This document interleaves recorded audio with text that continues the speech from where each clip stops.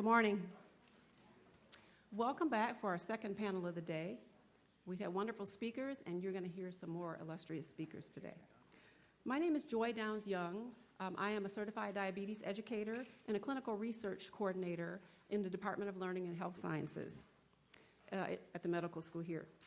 So the vision of learning health science, the system relies on a culture of responsibility, system trust, and trustworthiness, and on collaboration among stakeholders, including communities and patients. But how can we assure appropriate engagement throughout the processes of data collection, analysis, knowledge generation, and implementation, as well as responsiveness to the community?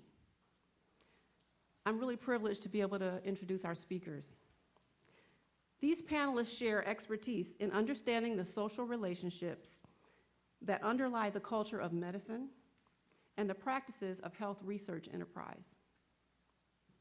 They will help us define and recommend solutions to the pressing question of how can we ensure robust and equitable patient and community engagement in our learning health systems from the ground up.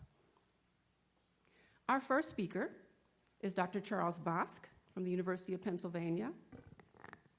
I'm a little bit tall, so I'm going to try not to bend over too much. He is a professor of sociology and of anesthesiology and critical care at the Perelman School of Medicine at the University of Pennsylvania. He has books that we would all benefit from reading. One is What Could You Do? Juggling Bioethics and Ethnography, and one currently in progress entitled, What is a Medical Mistake? 40 Years Wondering. That's provocative.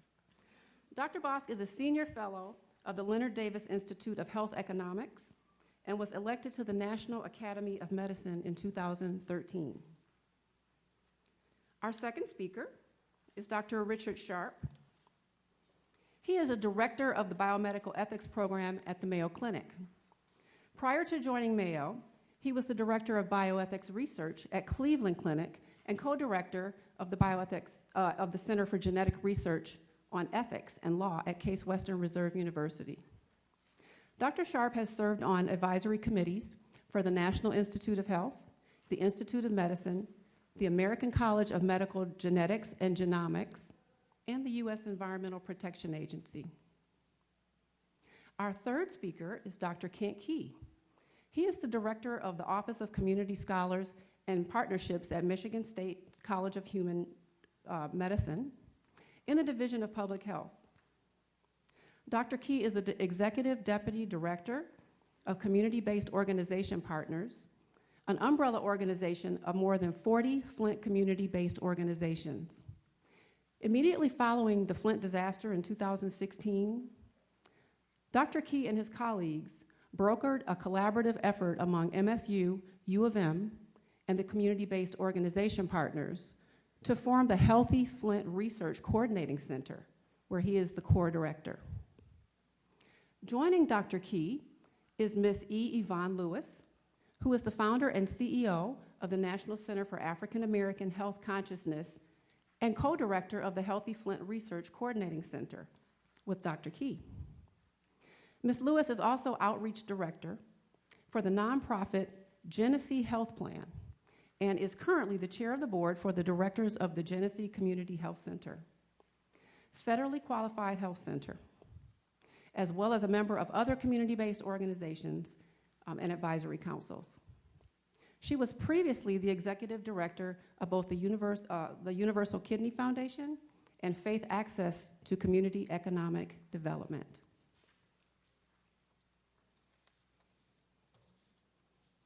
Our final colleague that's going to be our panel is Dr. Gretchen Pyatt, who I have the pleasure of working for. She is an assistant professor in the Department of Learning Health Sciences and Behavioral Health and Health Education in the University of Michigan School of Medicine and Public Health. Dr. Pyatt completed her master's and doctoral training at the University of Pittsburgh in chronic disease epidemiology. And her work consists of designing and evaluating interventions for the primary and secondary prevention of diabetes and its complications. She will be joining us for the discussion portion of the panel. Dr. Bosk, you have the floor.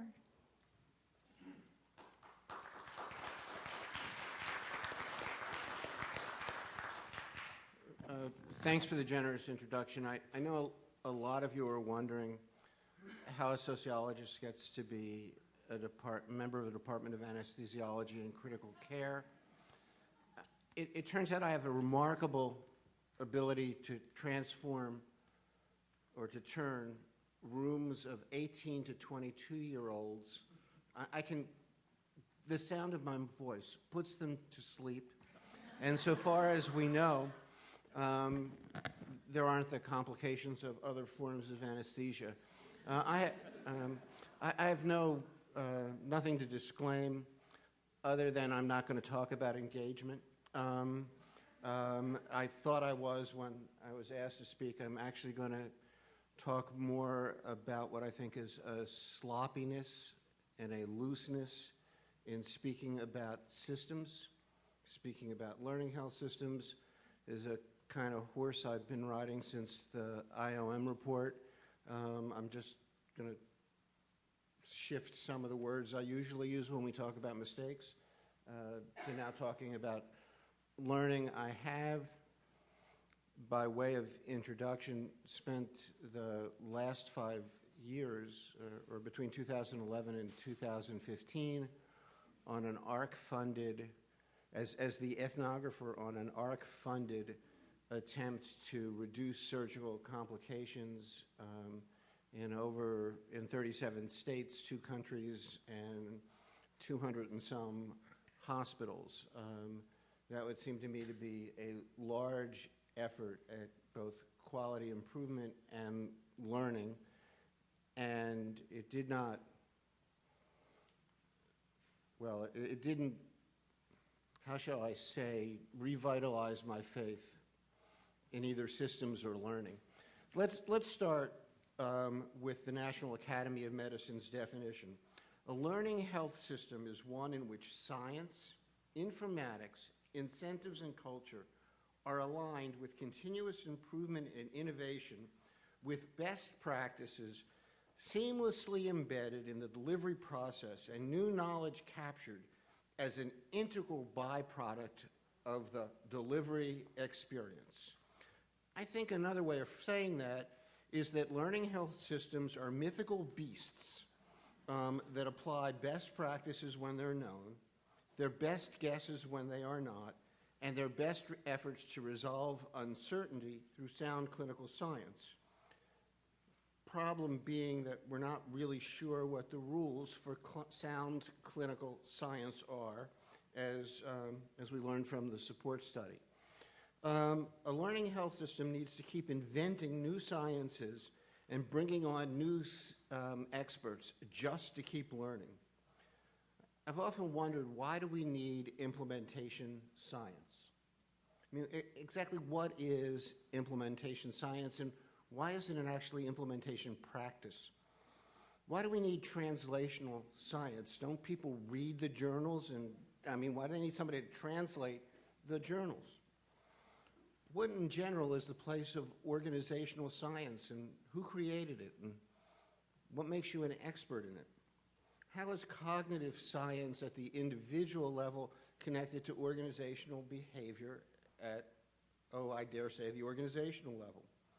What kinds of experts does a learning health system need? What other sciences will we need to create? And why is it that we confuse data with information and transmission with communication? This is the wrong, I actually fixed that typo last night. So God knows what else is up here. But it does seem to me that whenever I hear somebody say to me in a learning health system, we just have too much data and we don't know where to even start to make sense of it, it seems to me that somebody hasn't asked the first question. which is what kind of information do we need to make sound decisions, not what kind of, and then we'll get the data from that. We rather gather the data and then say, well, what kind of questions can we ask, or what kinds of information do we have here? That's backwards. Of course, the lessons that experience teaches are open to interpretation. But when I thought I had longer than 15 minutes, I was going to play a clip here from Leonard Cohen singing The Sisters of Mercy with a keyed to McCabe and Mrs. Miller, where it isolates the story of, for those of you that haven't seen the movie, of the cowboy played by Keith Carradine and the punk that shoots them as he's walking across a bridge, where each have learned two very different systems. Each have been in the same system. Each have learned two very different lessons about behavior in that system. So there's a difference between, and I find this twice a year at least, every time I grade papers, there is a very large gap between what I think I have taught to my students and what they tell me they have learned. And there's no reason not to expect that in a learning health system as well. So can we provide the best technical care? And then is the best technical care, and this is the quote from the Sisters of Mercy, does the best technical care bind you with love that's graceful and green at the stem? How do you teach a system to be human? If to err is human, then it follows that a system that is error-free, and I use that term to evoke the recent election, is no longer human. I think there's something quixotic and contradictory, and perhaps nobly so, in trying to create a patient-centered delivery system that reduces preventable adverse events, provides for shared decision-making, and does that through impersonal, objective processes that treats each patient the same. And it also follows for me that some preventable adverse events are actually the result of honoring patient preferences. So do we agree on what lessons a learning health system needs to learn in order to teach people in it to learn? We base decisions on the best available evidence, but it seems to me that it's important to recognize that the best available evidence is not the same thing as adequate evidence. Sometimes the problem is the absence of a randomized clinical trial. Here we can look at the problems with hormone replacement therapy, but sometimes the problem is an excessive appropriation of a poorly conducted randomized clinical trial. And I did a paper on the preoperative beta blockades, a top 2 in 2002 recommendation from ARC as a patient safety measure based on a single clinical trial that, in my mind, A, should never have been approved by its IRB. It didn't use an intent to treat design, exposed patients to excessive risk because it randomized patients already on propranolol to the control arm where they didn't get the propranolol, then should never have been accepted by the New England Journal of Medicine because it didn't follow its statistical guidelines, then was adopted by at the last minute by a guidelines task force after the report was written as an addendum by the 2 committee chairs. It was randomization. It works really well with large samples, but it introduces bias if you're doing studies that randomizes 60 patients to a control arm, 60 patients to a treatment arm. The beta blocker recommendation was based by our count on 240 patients, and it was another 8,800 patients before enough data was collected to change the recommendation. So I think we need to learn how systems learn. This is shameless self-promotion. These are two very short and useful pieces, I think, that appeared in Lancet that I happened to author. The first is called Reality Check for Checklists, and the second is called Medicine in the Radiant City, where the Radiant City reflects Le Corbusier notions of city planning and what the anthropologist James Scott calls the aesthetic of high modernism. I believe we're operating with an aesthetic of high modernism here. So let me talk quickly about checklists and CLABSI, partly because it's the keystone study done in the state of Michigan, and I think it's a classic case of overgeneralization. I should say the surgical study that I worked on with Pranavost's group. I think there are multiple ways to reduce the rate of CLABSI. You could follow the steps of the Keystone Project. You could follow only those steps that made sense in a local context, because after all, there's no way to distinguish which parts of the CLABSI intervention contributed to the reduction of CLABSI and which did not. You could stop sending tips and peripheral blood samples to labs for culturing, treat all infections empirically, and drive your CLABSI rate down to nothing. Or you could place fewer central lines. And that brings us to what I think of as, within any learning system, the fundamental paradox of safety and quality improvement. No doubt, standardization, simplification of complex processes improve performance. Same time that standardization and simplification encourage mindless following of routine work processes.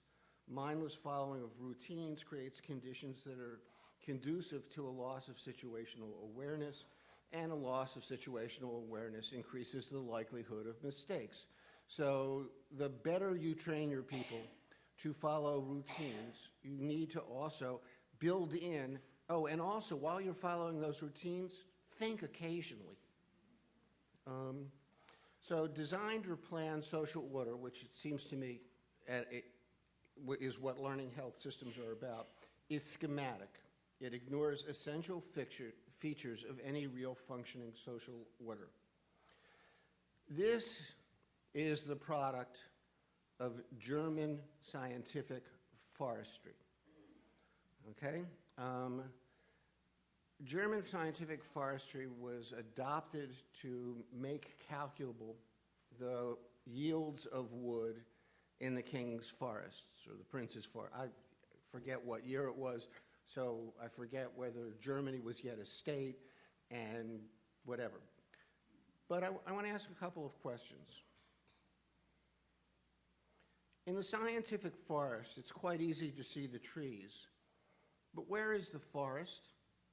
Do forests have broad alleys to stroll through? Does anything about this forest suggest nature at work? Is there anything human or natural? I mean, there's much human, but is there anything natural in that picture? For Le Corbusier, a house is a machine for living, but who wants to live in a machine? And bioinformatics removes disease from individuals. I'm going to do it. And places it in population. The issue is, do we have a method for recognizing that diseases still happen to people in populations? Will the order of a learning health system recreate all the problems of the German scientific forest by refusing, in its focus on systems, to acknowledge local contexts, particular concerns of communities, and the fact that we speak broad. How many learning health systems are there at the University of Michigan? Is there one? Is it part of a national learning health system? Or does urology have a different learning health system than pathology, which is different than pediatrics? Do they talk to each other? What do we mean when we talk about a learning system? Systems don't learn squat. People learn. And what we ought to talk about is how to teach people to function in systems rather than pretending that it's the system doing the learning rather than the people that are doing the learning. Thank you.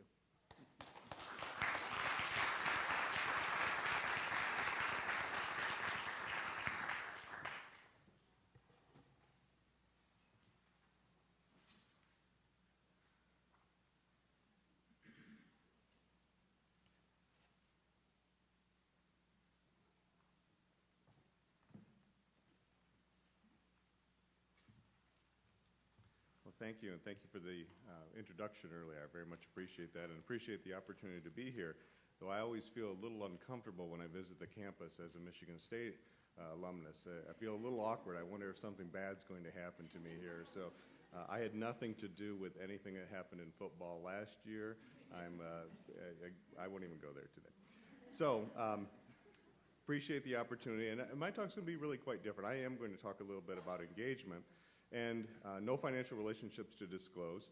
And I'm going to talk a little bit about what I see as the chaos of trying to conduct community engagement in the context of big data research. And I just love this figure, so I had to put it up there. I'm not going to spend any time on this either, but it just really is a wonderful graphic there. So I'm going to talk about a question that is, I think, going to be a critical one as these large data sets continue to be created and inform the ways in which we deliver care in large academic health centers. And I'm going to talk a little bit about what it means to be a good steward of the kinds of data sets that are being created.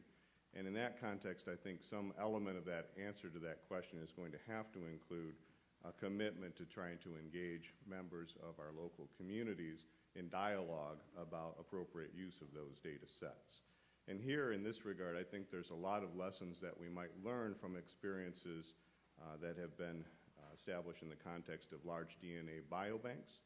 And what I'm hoping to do in my remarks is to say a little bit about the kinds of engagement activities that we've structured at the Mayo Clinic, because I do think that there are several shared common challenges that you see in structuring community engagement in that setting that can inform the way in which we reach out to communities in the context of these large data sets. And I want to be candid at the outset that I think there are some shared lessons here, but I also think that there's a number of cautionary points. And I want to conclude on a couple of those cautionary points because I do think that the challenges here may not be resolvable. They might not be easy to answer at all. So let me start with a little bit of history about our biobank at Mayo Clinic. We have had a biobank in place now for roughly 7 years. Eligibility for our biobank is limited only to adult patients. They have to be established at Mayo Clinic, live in the United States, and able to provide informed consent. The vast majority of them are English-speaking in some manner or another, but we do have individuals that may have more limited English proficiency. They're asked to provide consent in writing. They generally do this by mail. In the earliest stages of our biobank, we approach people individually and we're doing an in-person consent. The feedback we received was that this was a large waste of time from participants that were being enrolled. They wondered, why do I have to schedule a separate appointment and come in to talk with someone about this project? Can't I do this by mail? We then shifted over and then began to do informed consent through that process. They complete a very detailed health survey. This typically takes them approximately an hour to do, so this is a very detailed set of information we collect from them. They then provide, I believe it is now 6 separate tubes of blood using different anticoagulation methods and so forth that let us utilize those biological materials for a range of different types of studies. And very important for this discussion, they give us permission to go back into their health records and to pull information from their health record, combine it with the samples that they've donated for the purpose of doing medical research.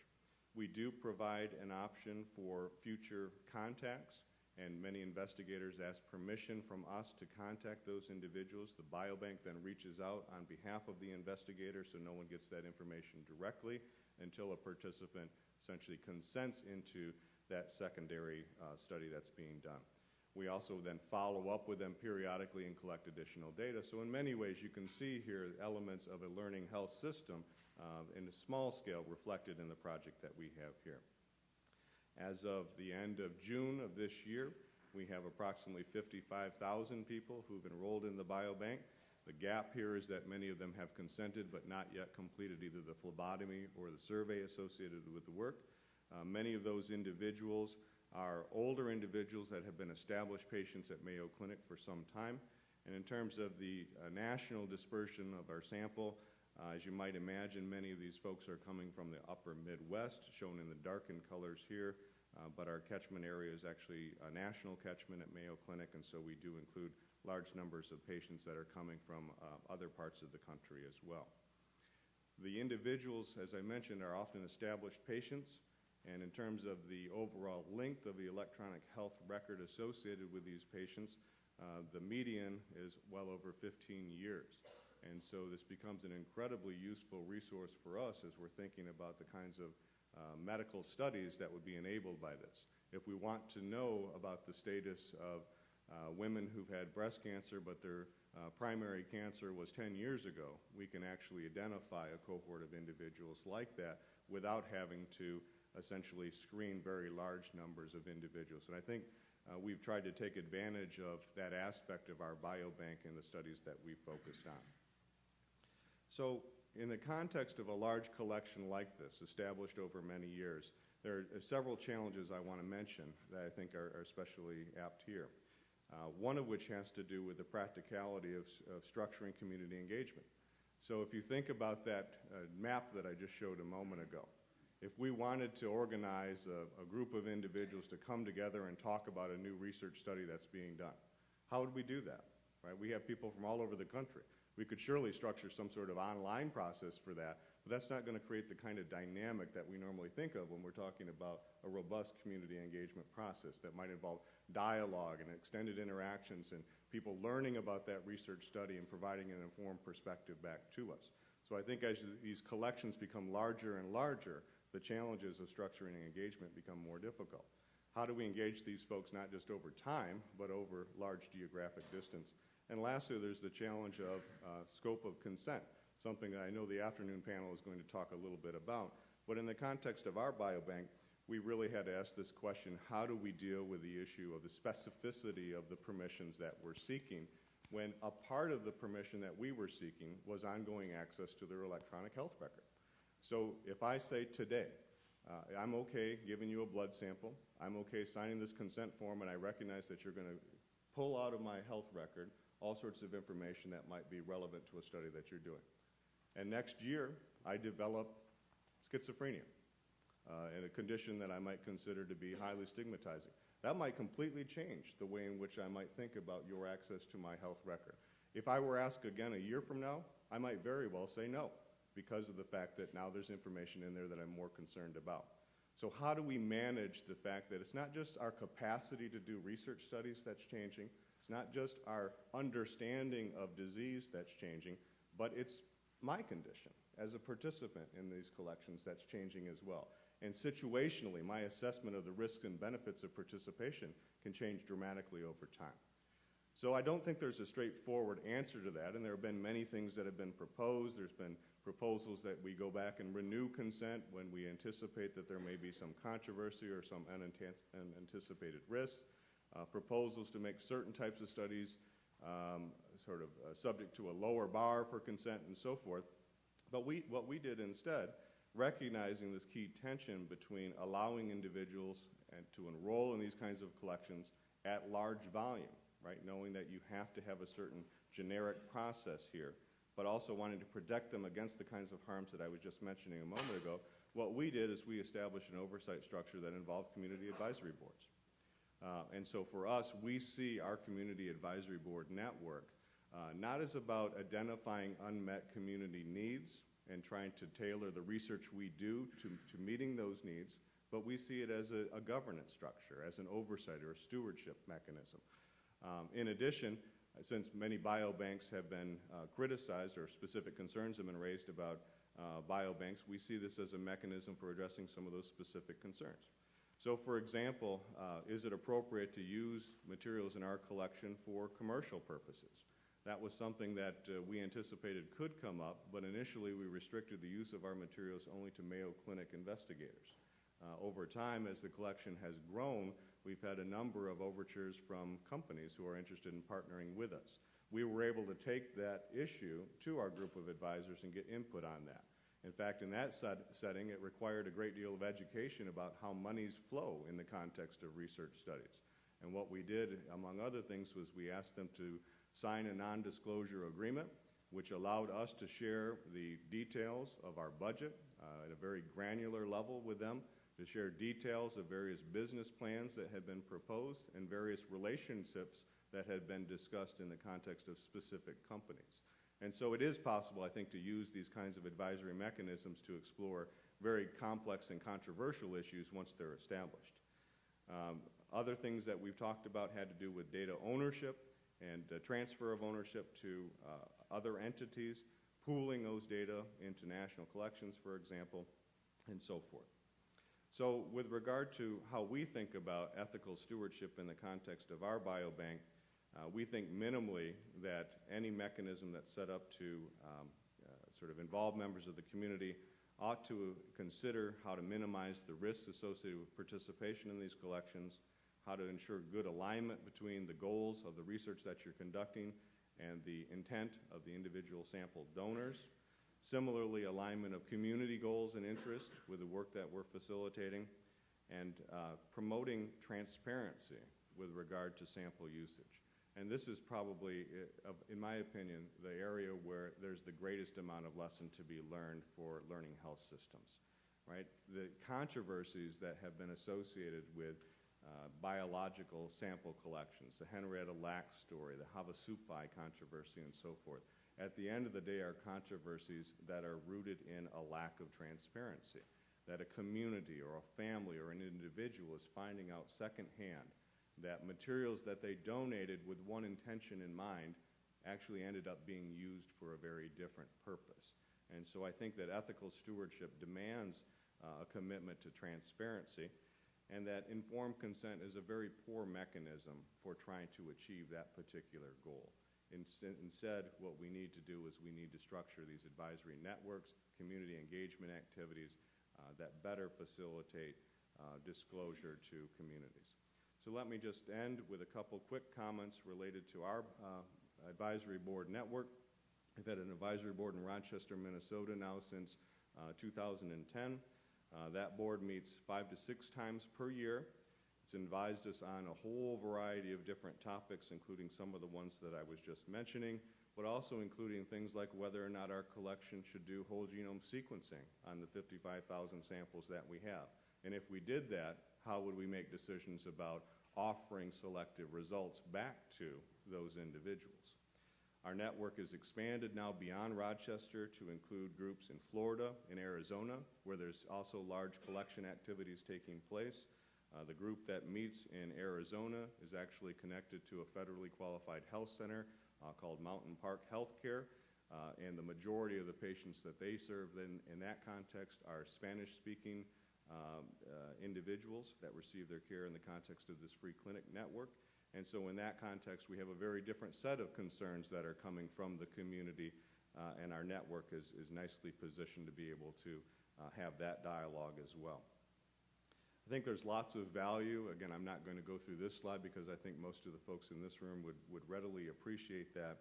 But if the challenge of sort of maintaining transparency is partly an educational one, one of the things that our advisory board really helps us with is finding creative ways to do education within the community so that more and more people locally are informed about the work that we're doing and ultimately have a more informed perspective on the potential value of that work. So lastly, 2 or 3 key lessons for this audience. First is that I think similar to the work that we've done, most people are not going to be familiar with the activities of a learning health system. They're going to be confused about boundaries between research and patient care activities, for example.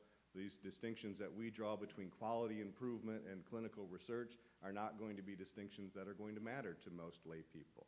If they're morally important distinctions, we have to clarify for them why they're distinctions that matter.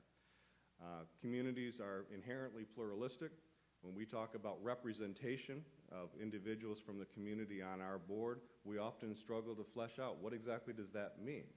Is it traditional distinctions between racial and cultural communities that we may have in mind, or is there a different type of representation that comes into play in the context of clinical research activities? And then the challenge that I think, again, I've already alluded to is that engagement activities are usually done best in the context of local relationships. We get to know individuals within the community. We hear them. We interact with them. We share communities with them. We share living activities with them. Engagement, when it's done well, I think is a very highly localistic activity.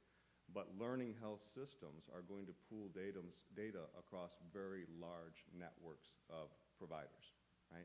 And those networks are going to themselves be pooled into additional collections. So your Ann Arbor collection becomes part of the University of Michigan catchment area, which becomes part of a large data mart that might exist at a national level, which might ultimately be part of an international collection of data. And so in that context, what does it mean to still do community engagement when the community is the global community? And it's that point, unfortunately, that I want to leave you with. It's a little bit cynical, but I do think that it highlights the ways in which, as we grow up the scale of these activities, how we think about community engagement has to change. And I believe it has to change in the direction of almost looking to political entities that might serve as the mediums through which we engage communities, where you have political representatives who are voted in, who are themselves identified members and spokespeople on behalf of individual communities through some political process. And in the clinical research world, we haven't necessarily thought about the complexities of that kind of representation of community leadership.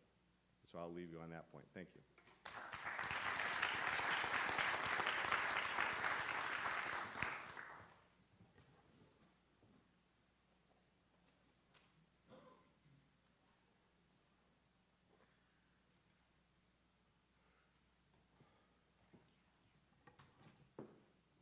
Good morning. This is amazing. My heart is literally pounding. I had absolutely no idea what this would be like, but it's great. I am appreciative of being here today with Dr. Key. I'm here because of Dr. Key, so we're going to blame it on him. But we want to just say to you this morning that personally we have no what's the word? No conflicts to disclose. So we just want to just talk with you for a few minutes here. So I was really excited to, I'm going to use the right one. Okay. All right, we're going to get together here. When we talked to Joden about this, and we really had some conversation because I personally wasn't quite clear what Dr. Key was getting me involved in. And I say that jokingly because we do this to each other. We get each other involved in things, and they say, what did we do? But we really wanted to focus in on sustainable community engagement in a constantly changing health system and what that means. Because sometimes when we talk about community, it is, and I think it was mentioned before, it's very broadly defined. But what's so wonderful about this opportunity today is that that broad definition is going to really work for us. And we appreciate those who came before us to kind of set this conversation up. So we're going to share community perspective, and we say perspective intentionally because we cannot speak all of the intentions, the understanding of the various cultures and the various persons that encompass the many kinds of communities that are engaged in the health system. And so we just want you to keep that in mind. We're speaking of it from a perspective. In a constantly changing system, there are four goals we want to talk to you about today. We want to give you a little bit of a historical context of how we talk about community engagements, especially as it relates to the ethical and legal and social implications in a changing world. Share perspective of the community as a continuum of community engagement, provide some concepts of how we will engage communities in the health system, and ultimately we have some recommendations. I'm excited because today in this room with me are two people that actually got me involved in the first conversation I ever had around ethical, legal, and social implications of anything, and it was around genomics. I was fortunate to be invited by Toby Cintron to Washington, D.C. when Francis Collins was at the helm of the ship, and they talked about the completion of the human genome. And Vince Bynum was also there. He was working at Michigan State, and we worked on a couple of projects that looked at how do we inform and educate a community around this big issue of genetics. And one thing was really, really important. So how do people in communities understand this? And so we had a series of dialogues, and in some of those conversations, it was really what is morally right about this or wrong about it?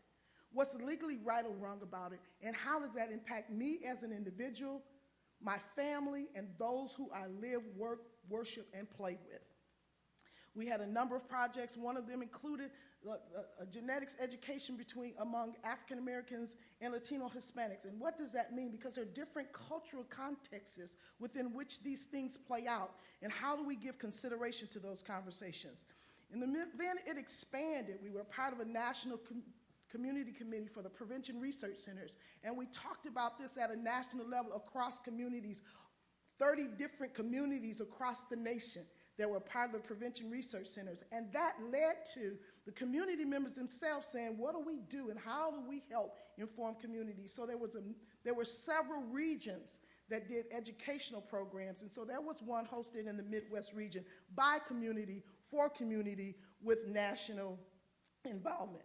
And so we've been at this for a little while, but we also still have the question of understanding what community means and how do people understand community and how do we engage community. So Dr. Key is going to talk to you a little bit about how community is defined, some research defined, and then we'll go from there. Thank you, Yvonne. So the first thing that we have to look at is when we look at community engagement, let's define community. So in a learning health system, what does that look like? Oftentimes in community engaged research, community can be defined very narrowly or very broadly. So in a learning health system, it may include researchers embedded in the system, clinicians, insurance providers, but then we also advocate for patients, family, and caregivers to be a part of that. We should identify what types of research that we're going to apply the community engagement continuum to, empirical, implied, et cetera. And then we want to define clear research objectives related to assess the effectiveness of how we engage the set community in the health system. So the other thing is your ability to engage community may directly affect the quality of the information that may be produced within your learning health system. So let's keep that in mind as we look at this spectrum. So examining a community engaged continuum from a research perspective looks like this. On the far left, you'll find more traditional approaches to a research model where community has little say in research questions, designs, or approaches. And the community's role in this scenario is predominantly as the subject or the participant.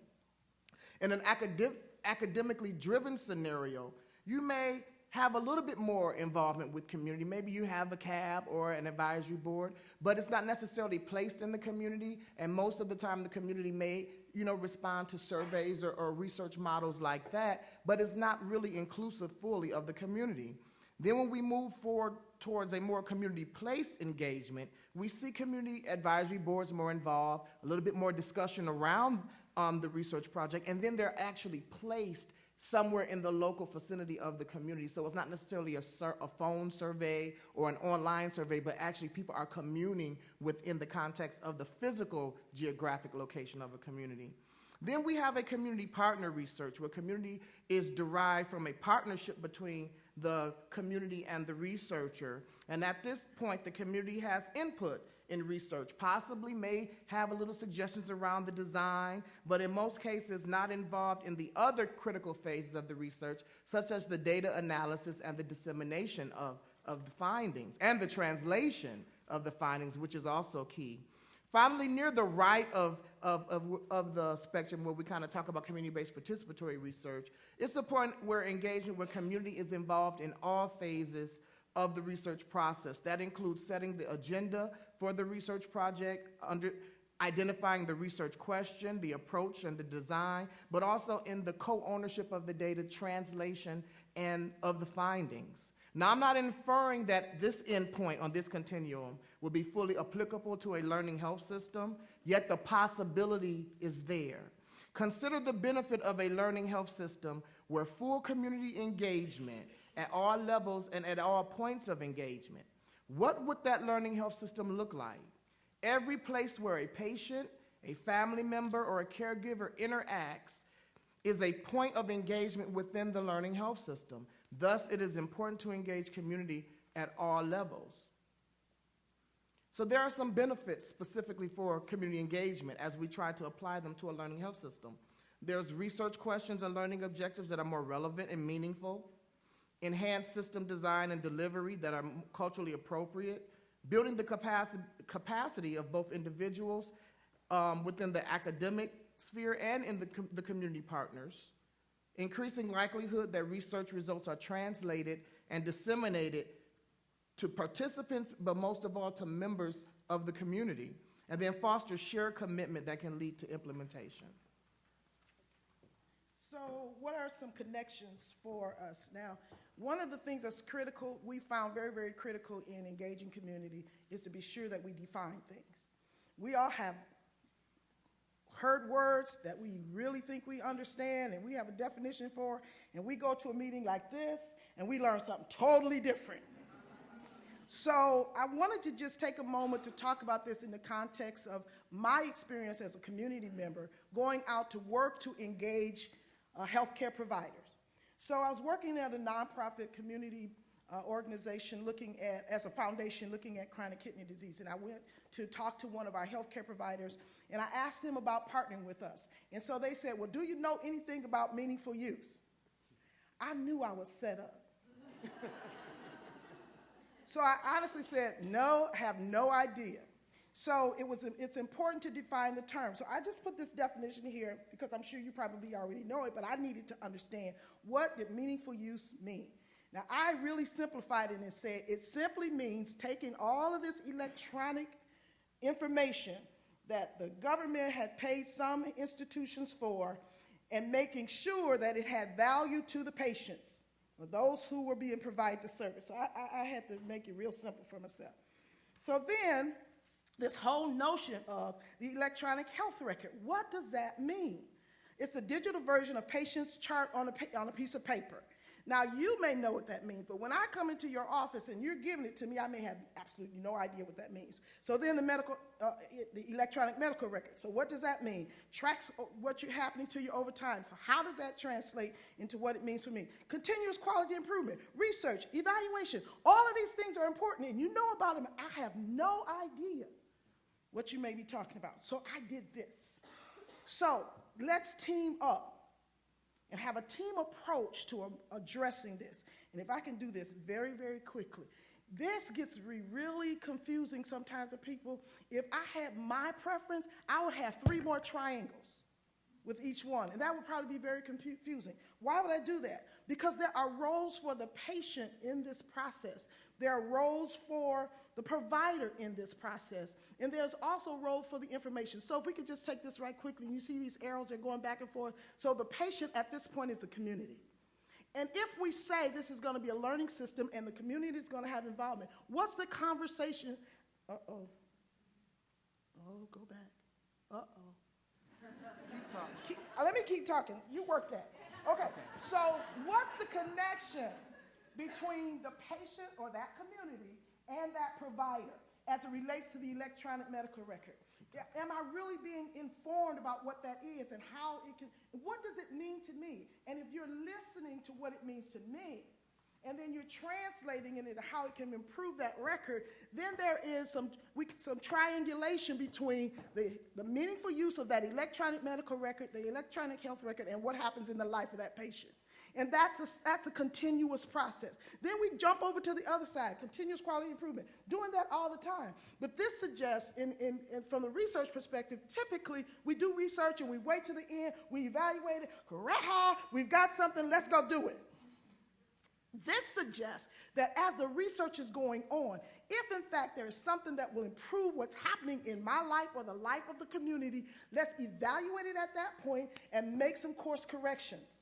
And include that in the process so that the continuous quality improvement not only happens at the end when we've done all the things that we think we can do, but it happens in the process. So in order to make this happen, can you do that for me, my brother? Because I'm excited here, and I only have, I don't have trust cannot happen. None of this, and you've heard it from the beginning. Trust And you see the arrows going both ways. That's intentional. Trust is in the middle. Patient, provider, researcher, anesthesiologist, whatever it is, I must trust that you hear me. And then I must trust that you can translate that to others that you will work with on my behalf. Because this record then can be used, it should be used by specialists, if I have to see one. Somebody else who is in the process of engaging in my care that you may have the opportunity to communicate with that I may never see initially. Because if there's research going on in the lab and all of that wonderful clinical stuff that people are doing, and I don't have access to that conversation, I must depend on you then to share that information and then bring it back. Equally important, then we on the community side, it's important for us to have enough knowledge and confidence in sharing the information, as you mentioned before, all over the world, then we can go and share that and build up our ability, our capacity to have cross communications, in which sometimes we use the term cross-fertilization. It isn't enough for, and I know I hear this a lot, so this is my thing. This is coming directly from me. It isn't enough for it to be bi-directional, such that you're hearing me and you say, okay, I heard you and I got it. It has to be cross-fertilization. You have to then, like the trees, not just let it grow any kind of way, but it has to begin to become a part of who you are and what you do on a regular basis, because as it was said, the system itself, the hospital bed and going down on the cart, that's not making a difference. It's the interaction between the patient, the orderly, the folks that fix the food and bring it to the table for people to eat, whatever that is, that trust is so important. So we want to leave you with this, to recommendations. Utilize the concepts of community engagement as a continuum. Communities are complex, and there are communities within communities.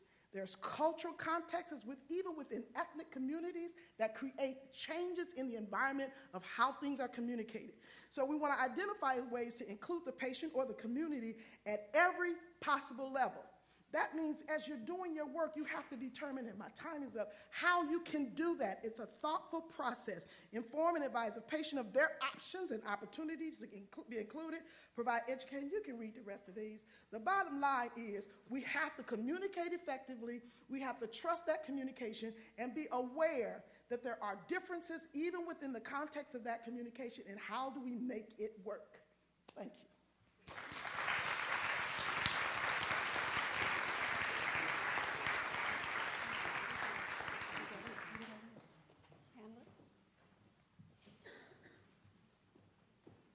Thank you so much for that wonderful and impassioned presentation, all of you. So as we start our panelists' conversation, I want to just highlight a couple of words that were brought out that really give some of the concepts and underlie them. SIGFRI, the air is human, the system's also air. The individual, stewardship, transparency, community, global, community continuum, and the possibility of the LHS being fully integrated in the community and all undergirded by trust. So with that, let's start our panel discussion.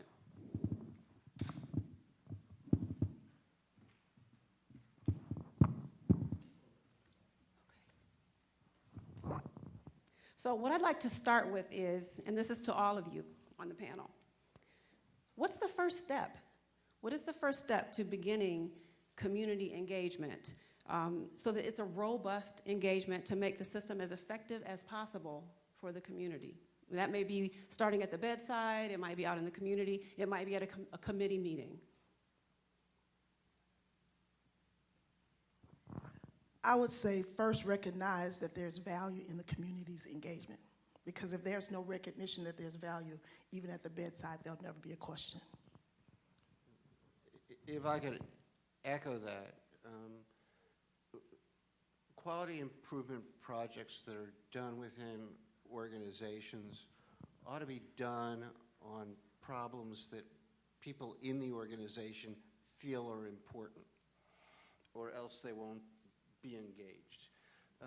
So quality improvement that comes very far away from the bedside very often targets something that nobody at the bedside feels is important, and then folks wonder why couldn't we get more people involved? And the answer is simple. You didn't hit them where they lived. I would also like to say that it's important to have dialogue with community so community can understand the importance of being engaged in these conversations. When we talk about the historical issues that have happened to certain marginalized communities, being a part of any type of research process, and even going to the doctor for many, there's still levels of trust, there's still levels of anxiety around that. I know people who are well educated and have college degrees, and they still won't go to the doctor on a regular basis, and when they do go, they're in the emergency room because they let it get that far. So we need to talk about the importance of being involved and engaged in these types of health systems and in the medical community so that the community can understand not only does their voice matter, but we need to get them there to actually hear their voice.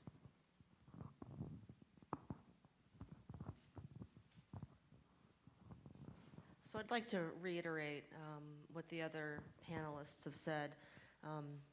All of the research that I do is in the community.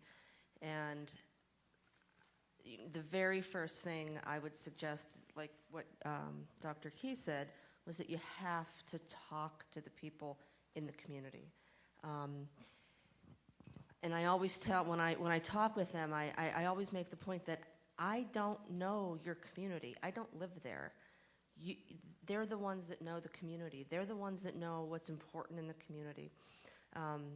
They're the ones that know what can be done in terms of getting uptake into the learning health system or not getting uptake into the learning health system. So I guess that's what I would see as the number one starting point into engaging the community in the learning health system, is to just talk to them and figure out and find out what's important to them. If I could maybe just add a comment from a researcher's point of view or someone who's coming from a medical institution. I think the starting point for these conversations always has to be one of humility. Going to the community and engaging people, recognizing that they have a great deal to add, that we may live our lives in ways that reflect kind of the expertise that we bring, but that starting with the stance that I'm an expert, I'm here to engage you, I want you to help me to do more with my research, is always a losing starting spot, right? I think you have to go in with an attitude of humility that you are learning from the people that you're talking with and that they have an expertise that they're bringing to the table. And maybe the hardest thing sometimes is to find out when you structure that conversation in the right ways. And I think one of the ways that we've sort of used as our benchmark on that is, do people tell us things that make us uncomfortable in these meetings? And when they do, we start to realize, oh, they get it. They're empowered in ways that the tables are shifting a little bit here. And now they're talking with us in ways that are sharing a more authentic opinion about our institutions, about us, the work we do, and so forth, that fully is reflective of that. So for us, we didn't think we were succeeding in our engagement activities until people really started to tell us some things that were quite harsh and difficult to hear. But in a way, that means that we're really having a conversation, a genuine conversation. Thank you. We have some questions from our audience. Why don't we start over here, sir? Okay. Community engagement.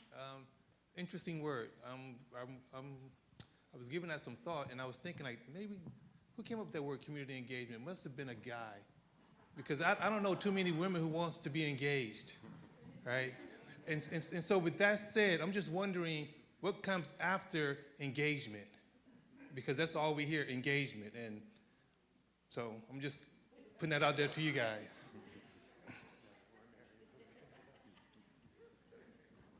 So when's the wedding, right? I think the next step after engagement is obviously to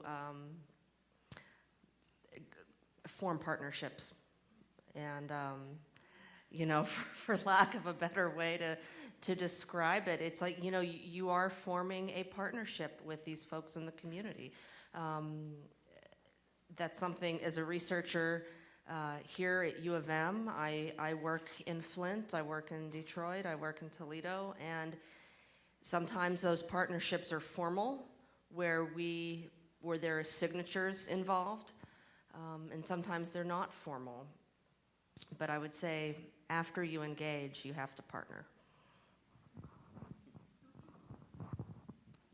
At the mic over here. Yeah, I want to thank the panel for the very informative and stimulating presentations. My question is, what can medicine and public health learn from other industries or enterprises that have had to, consider these issues of engaging their stakeholders, meaningfully dialoguing with them, assessing and updating preferences over time? It seems like this is certainly not unique to medicine or public health. So I'm interested if the panel feel like we could learn some lessons from well outside of our domains here. Appreciate the question. A few years ago, our group did a project in which we were looking at the ways in which medical institutions respond to incidents of public scandal. So if an individual is in a clinical trial and dies in that trial and that becomes the subject of a media report, how do medical institutions respond to that? And what we did was we brought together people that were in non-medical industries to talk with us about that. And, there are lots of lessons, I think, to be learned. So the airline industry, for example, my apologies to my fellow travelers this afternoon, but when the flights go down and there's a crash, right, most of us will get on a plane the next morning or later that week, right? How is that possible, right, given the fact that it's so, foregrounded in our thinking and so forth? What do they do differently that somehow manages to restore public confidence and to do that so quickly? And when we brought these people together, what they told us is that you don't want to begin your engagement activities at the time when you need something, right? You don't want to go there saying, I'm writing this grant, I want to get to know you, right? You don't want to go there and say, we've had a lot of scandals at our university, which are because of the result of a lack of transparency. We want you to help us to fix that problem, okay? You need to engage your local constituents, your local communities very early and in an authentic and genuine way to say, we don't have all the answers. We're looking for ways to develop new relationships. It's not about anything in particular. It's about setting the stage for a healthier relationship. And I think that was one of the things that we took away from those discussions. I think of a couple of industries, actually, that you are very familiar with. One that we had some challenges with and continue, and that's the tobacco industry. I think the tobacco industry is one of the most culturally competent industries in the world, because everywhere you go, they figure out how to get the community of interest, whether it's from an age perspective, a gender perspective, or an ethnic perspective, to do what they want. Because they not only study the community, but they come in. We don't even know who they are. They're so incognito, but they're talking to community all the time.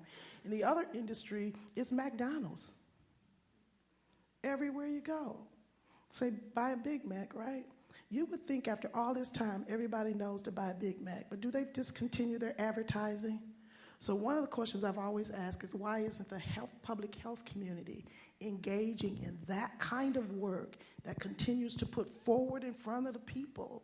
It's advertising about quality health. When you speak about engagement, many times in that engagement process, you still kind of court a little bit. Problem when you get married, some people feel like they don't have to do what they did while they were engaged. So we want to be continually engaged in the process. These are great questions. We have another question over here. Yes, ma'am. The word community is being used, it seems in a sort of an implied way. And Dr. King, while you were talking about community, getting out into the community and interacting with folks. I'm a consumer advocate. I founded the MARC, stands for the Mutual Autism Research and Care Community. And I think as we get closer and closer to using precision medicine to identify populations that can be treated, the idea of interacting with them in the sense of community that, McDonald's is selling well to the autism community is not real. So I'm curious and emboldened by the statement of the researcher to say, how do we define community in such, and do we need to get more precise when we're talking specific communities along the treatment spectrum? This whole notion of defining community is really up in debate in a lot of different sectors. You're absolutely right. What may happen in one sector with community or defining or engaging looks totally different in another.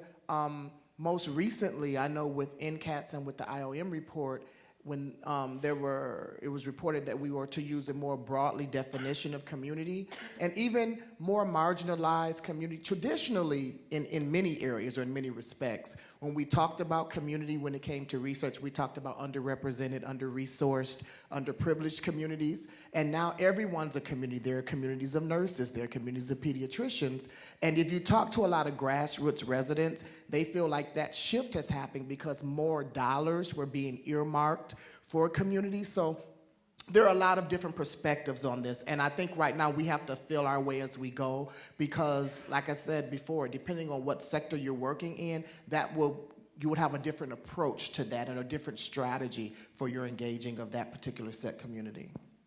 And one other concept is engage the members of the families who are responsible for the individuals who cannot speak for themselves. So much of the work we do, we talk about being a voice for those who do not have voice until we can build the capacity for them to do so. And in some cases, it's not possible, but if you work closely enough with those who are connected, you get a sense of what that is because they're also living that experience. I want to switch for a moment just to a hospital community, and I want to talk about a study that I was involved in, which was a 3-year study of the impact of the 80-hour work week, or regulations limiting work weeks to 80 hours, because when I talked to civilians about it, they would say, the 80-hour work week, that's horrible, when are they going to fix it?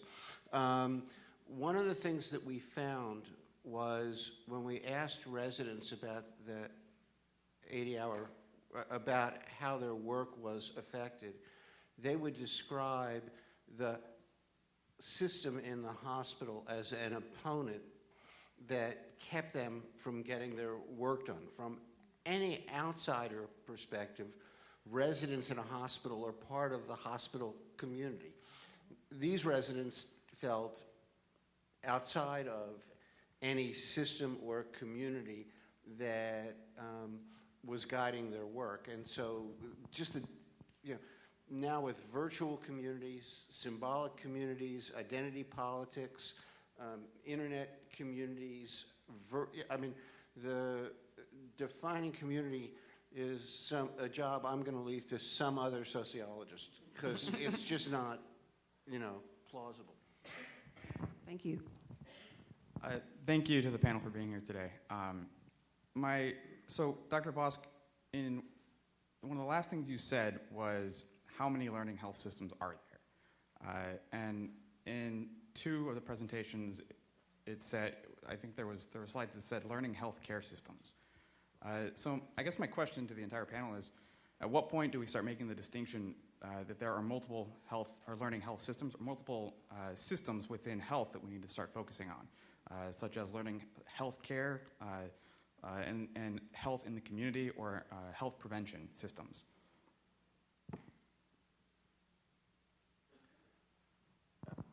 I'm not a big fan of the word system, in part because once I was a student of Talcott Parsons a long, long time ago, and one of the things that I learned was that every system could be broken down into a subsystem and analyzed, and that subsystem could be analyzed as a system, and every subsystem could be analyzed as yet another system, and you could just constantly, break it down. We are, as a session, one system in a day of system-organized presentations. How they will tie together, God only knows, but it'll be a large synthetic act that each of you will do individually. Systems aren't natural. They don't have boundaries. We create them in order to make order, in order to define rules. And the world is poorly aligned with our notion of systems. The average 75-year-old has 3 to 5 chronic conditions, each of which has its own independent, evidence-based guideline, because we do the guidelines one disease at a time. our talk about systems are not well aligned with the world that we live in. And that was partly what was the inspiration for calling them a mythical beast. I think that goes back to what each of the panelists brought was the individual is the person that we need to really focus on, and within that individual, they belong to a community, and trust needs to be integrated throughout all of those. And so systems and communities can be very, very conceptual words, but it gets down to the person, who that person is, and how do we relate to them in a humble way and keep stewardship over those relationships. So, on this side, sir? He was next. Thank you. Great presentations. I have a question for Ms. Lewis and Dr. Key and anyone else who wants to comment on it. The Precision Medicine Initiative is going to involve a cohort of 1 million people across the country. Dr. Sharp raised a question at the end of his presentation about global big data projects. Do you have any suggestions on how you apply the principles that you so articulately spoke of in those cases of huge projects where the community in one case is the whole country and in another case is the entire world?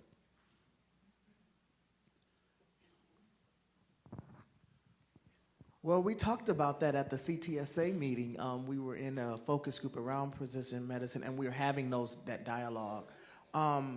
I think there are set principles of engagement that can be used, whether it's a smaller group that's being engaged, like a family or a neighborhood, or whether it's a more larger context, such as an entire country. And again, starting with communication and having clear understanding about what it is that you're trying to do or the initiative that you're trying to embark upon. So for me, there are set principles that can be modified regardless of the context of how big and or how small the group that you're trying to engage with. And Ms. Lewis may have some other. Thank you, Dr. Key. This is a real challenging question because I think it really starts at a place of the individual who is involved in the work. It really, in some cases, has to become a passion for ensuring that all people are treated fairly, appropriately, that equity is there, and that the considerations necessary to engage them across all of these, the terms are spectrum systems and you name it, but it really starts with an individual saying, I'm going to make a commitment to ensure that this happens. So that then I'm going to work with the next person, and I'm going to work with the next person. And we're going to have these conversations. When we were developing the National Community Committee for the Prevention Research Centers, we encountered the fact that the individual centers across the nations were organized very differently. Some had what were called community advisory committees, community advisory boards. Some had extreme engagement, some had no engagement. They were satisfied to say that we have somebody that we can bring to the table.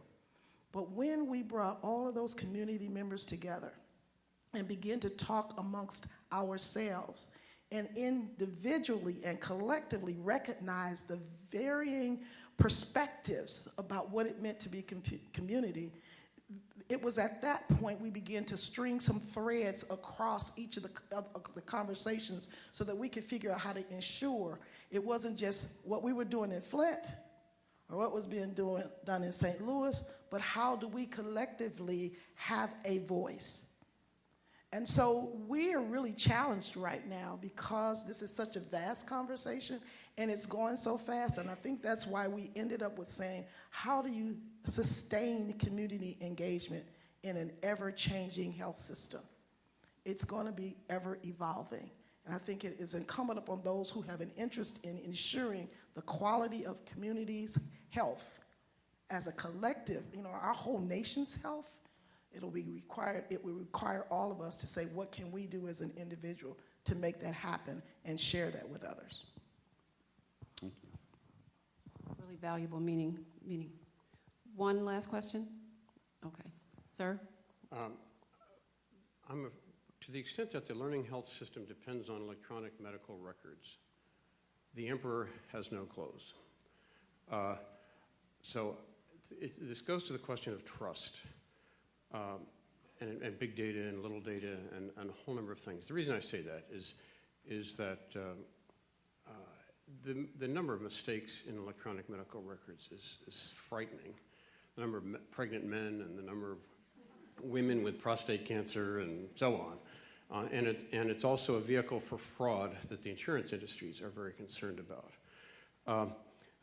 I mean, that's just the way it's grown up. This isn't really a criticism, it's just a fact. To the extent that we are building the trust of communities, in part, at least, in large part at least, on the value and the reliability and integrity of the data that is out there, we may be misleading ourselves and certainly the communities.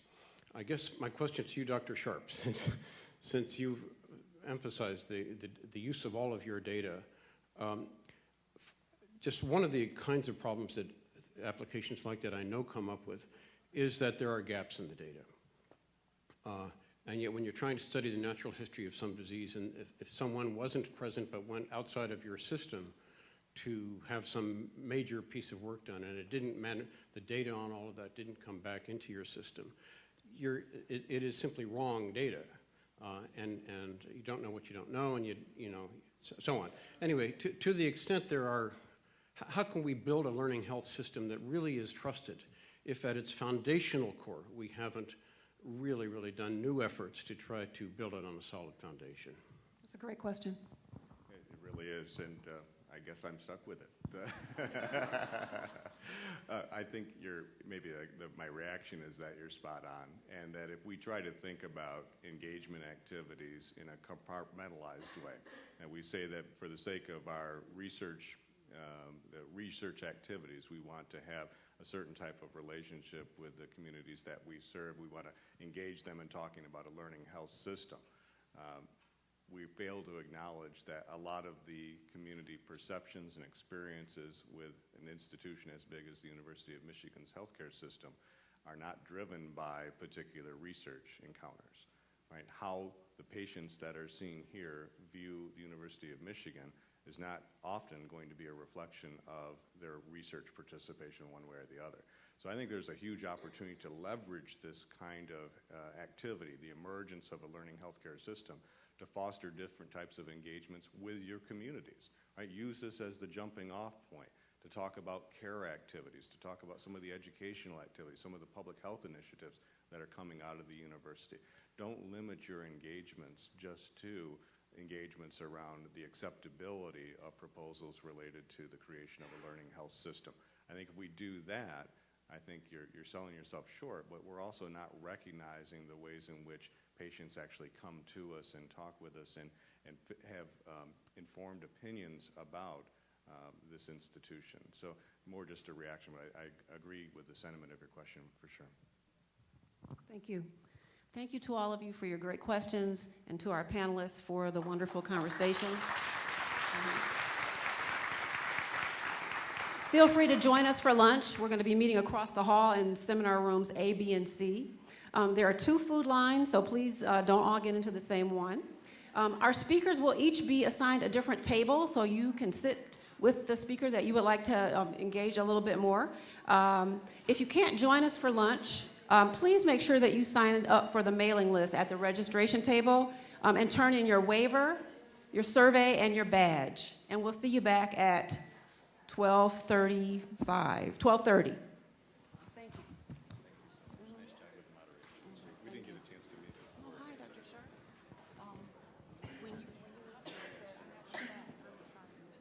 Oh, I love it. I'm glad to know I'm not alone.